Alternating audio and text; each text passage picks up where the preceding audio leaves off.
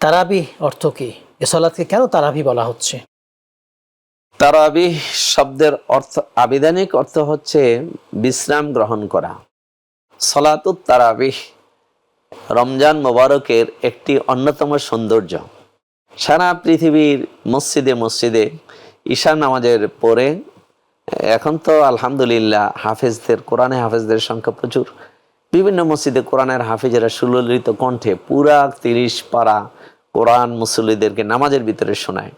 এটা তারাবির একটি অন্যতম মাহাত্ম্য। এই সলাতুত তারাবিহ ঈশার নামাজের পরে আদায় করা হয়। এটা রমজান মাসে এই সলাতুত তারাবিহ আদায় করা সুন্নাতে মুআক্কাদা।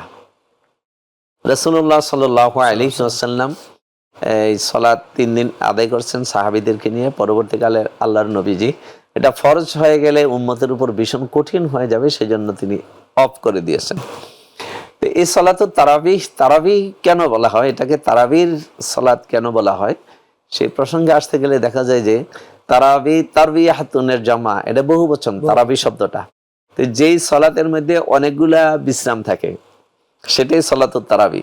তা আমরা জানি যে সলাতুত তারাবি আমরা আদায় করতে গেলে প্রতি 4 রাকাত পর পর 20 রাকাত সলাতুত তারাবি আদায় করলে আমরা অন্তত 4 রাকাত পর পর বিশ্রাম নেই, একটু বিরতি দেই, স্বস্তির নিঃশ্বাস ফেলি।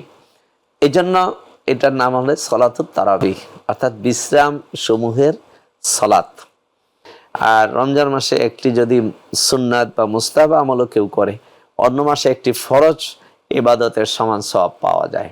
সেই জন্য আমরা যত কষ্টই হোক সলাতুত তারাবি আদায় করার জন্য আমরা চেষ্টা করি। তবে এক্ষেত্রে একটি বিষয় স্মরণ রাখতে হবে যে কেউ যদি কোনো কারণে সলাতুত তারাবি আদায় করতে পারলো না, তার মানে কি সে আর রোজা রাখবে না পরের দিন? বিষয়টা কিন্তু এমন না।